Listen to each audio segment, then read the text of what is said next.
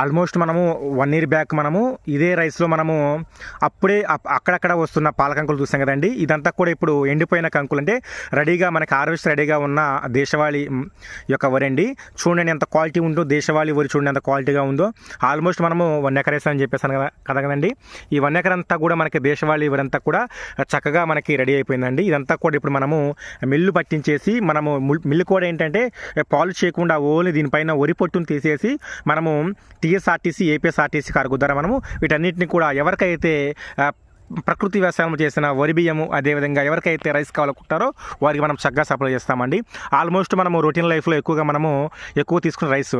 So రైస్లో మనం ఏంటంటే బయట మార్కెట్లో షైన్గా వినడానికి, తలతల మెరిసిపోవడానికి మనం ఎక్కువగా పాలిష్ పట్టిన రైస్ తీసుకుంటామండి. సో దీనివల్ల ఏంటంటే ఎప్పుడైతే మనం ఎక్కువగా పాలిష్ పడుతూ ఉంటామో అప్పుడు ఆల్మోస్ట్ వాటిలో ఉండే ప్రోటీన్స్ అని కూడా ఆటోమేటిక్గా బయటికి వెళ్ళిపోతూ ఉంటాయి. బట్ అలా కాదండి, మనం ఏంటంటే ప్రకృతి వ్యవసాయం చేసిన రైస్ని మనము ఏ విధంగా సప్లై చేస్తామంటే వీటన్నిటిని కూడా జాగ్రత్తగా ఒక 1 మంత్ అంతా కూడా డ్రై చేసేసి తర్వాత వీటిని ఒక పట్టు పట్టించేసి అలాగే మొత్తం స్టోర్ చేస్తామండి. ఈ ప్రకృతి వ్యవసాయం చేసిన రైస్ అంతా కూడా మనం ఏం చేస్తామంటే ఇదంతా కూడా మనము నేచురల్ పద్ధతిలో ఎలాంటి కెమికల్స్, అలాంటి ఫెర్టిలైజర్స్ ఏమీ లేకుండా ప్రకృతి వ్యవసాయంలో అనగా బెల్లము, అదేవిధంగా పొగాకు, అదేవిధంగా అన్ని రకాలైన దేశీయ ఆవు, దేశీయ ఇవన్నిటిని కూడా మిశ్రమాన్ని కలిపేసిన తర్వాత వీటిని మనము వాటర్ రూపంలో ఇదంతా కూడా మనం సప్లై చేస్తూ ఉంటామండి. ఎలాంటి కెమికల్స్ కూడా మనము వీటికి ఏమి ఇవ్వమండి. ఇదంతా కూడా సిఓడి ఆప్షన్ పద్ధతిలో మనం దీనంతా కూడా మనము చక్కగా మనము దీన్ని ప్రకృతి వ్యవసాయంలో పండించామండి.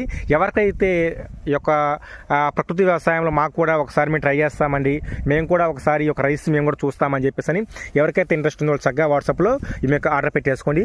నేను ట్రస్ట్గా చెప్తున్నా, ఒకసారి కనుక ఈ రైస్ కనుక అలవాటు పడి కనుక మీరు ఉంటే మాత్రము ఈ రైస్ని వదిలిపెట్టండి. అంత చక్కగా ఉంటుంది, కమ్మగా ఉంటుంది. మనం తినడానికి కూడా రైస్ మాత్రము టేస్ట్ వైజ్గా కూడా చాలా స్వీట్నెస్గా ఉంటుందండి.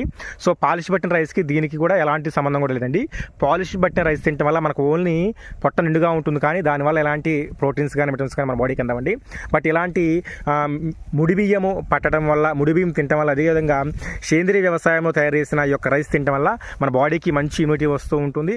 అదేవిధంగా మనకి బీపీ కానీ, షుగర్ కానీ, థైరాయిడ్ కానీ అలాంటి ఏ సమస్యలు లేకుండా మనం చక్కగా స్వీట్నెస్గా మనం ఈ రైస్ని తినొచ్చండి.